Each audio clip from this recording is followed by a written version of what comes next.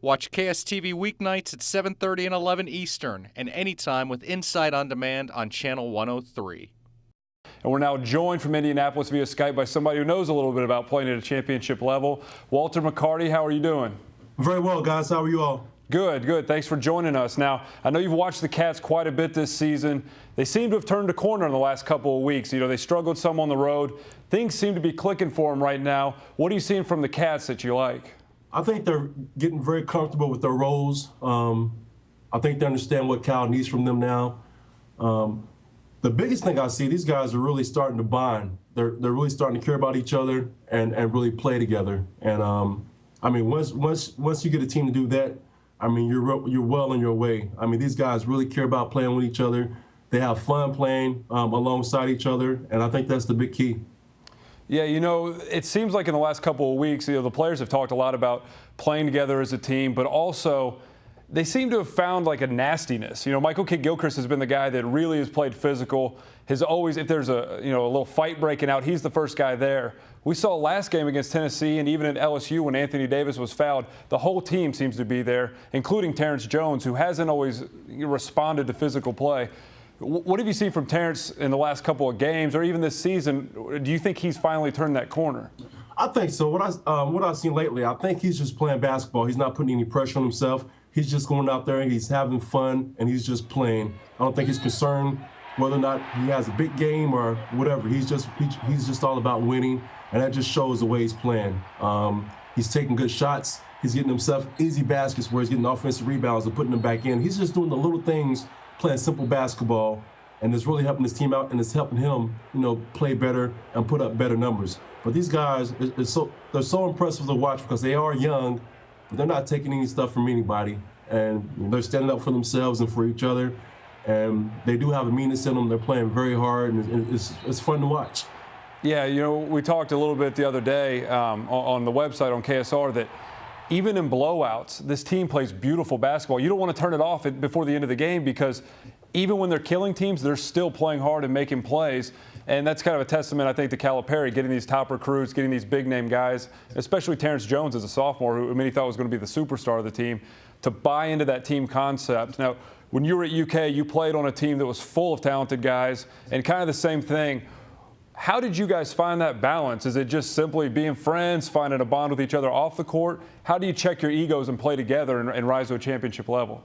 I think that we really enjoy being around each other. We did everything together off the court, on the court, and we genuinely really cared about each other. And we just cared about winning. We didn't care who scored the most points or how many minutes they played. And that just comes with closeness and friendships and the relationships that you develop on the team. And I think this team is getting that. And because guys who are going to play pro ball, all these guys know they're pros. They know they're going to play pro ball, so they understand that they don't have to go out and average 20, 25 points. On our team, 96, I think we averaged like 10 points, 11 points, and I think Delk maybe averaged 15 or 16. But if you're a pro, you're a pro. It doesn't matter how many points you average. And I think these guys are mature enough to understand that, and they just want to win. And it's fun to see. Good thing about this team, they've always played hard from the beginning of the season. They've always played hard, but now they're playing hard and they're playing smart and they're playing together. Yeah, and we talked some about they seem to have found that extra stride. Is there a moment when you guys made that run to the championship where you look back at that season, whether it's the regular season, SEC tournament, NCAA tournament, when you guys all knew this was something more than just a good team? There was a real shot at winning a title and even an expectation to win a title. Was there a game or a moment at practice, anything like that, where you really said, wow, we are that good and we can be really special?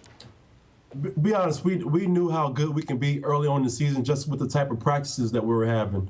Usually, if you're in a practice and you have your 5 starters, you may have 1 or 2 guys on the B squad and the white team, whatever, and in practice, you may kill them. I mean, you're expected to win in practice, the scrimmages all the time. In our practices, you didn't know who was going to win. You just knew it was going to be a hell of a game, and you went at it. And I think that's when we understood, man, we got something special. It doesn't matter what 5 you put on the court.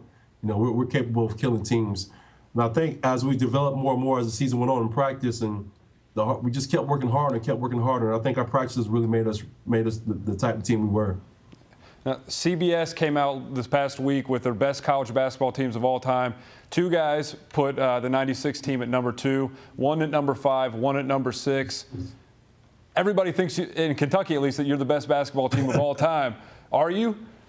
Hey, it's Kentucky. We think that, but there was some heck of a lot of really good teams. If you look back, I think the UCLA teams with Kareem, with Lou Alcindor, I mean, you've probably got to go with them being number 1. I know Bill Russell was on some nice teams in San Francisco. We're no less than 3. I don't think we can go any lower than 3. Yeah, I think that's fair. Now, switching gears real quick, your former college coach, the guy you worked with, Rick Pitino, over at Louisville, they've had a great start to the season, struggled a little bit, seemed to have responded and bounced back. They're looking like a team that's going to get into the tournament and maybe can do some damage.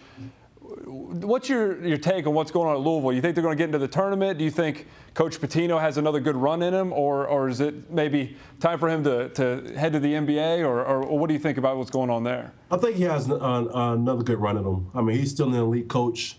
They've dealt with a lot this season. I mean, I don't know anybody who can continue to do the things they've done this season and have as many injuries as they've had. I don't think we've seen anything like this in college basketball.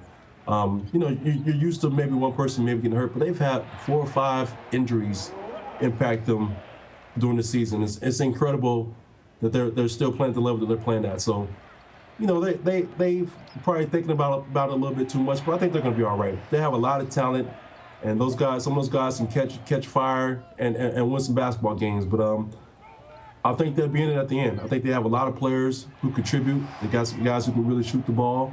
They got the 2 big kids inside who are capable of playing with anybody in the country. So I think they're capable of putting a string of wins together. All right, Walter McCarty, thank you very much for joining us again. Everybody we can pick up your album on iTunes, correct? That's right, man. We're actually doing a re-release of it in March nationally with Universal Music Group in Fontana. So we're really excited about that, and going to have a couple new songs on it, so we're very excited, looking forward to March. All right, we'll look forward to it. Thanks, Walter. We'll check in with you again, and if we get down to Indianapolis this weekend for the Super Bowl, Chip and I might crash on your couch. Give me a holler.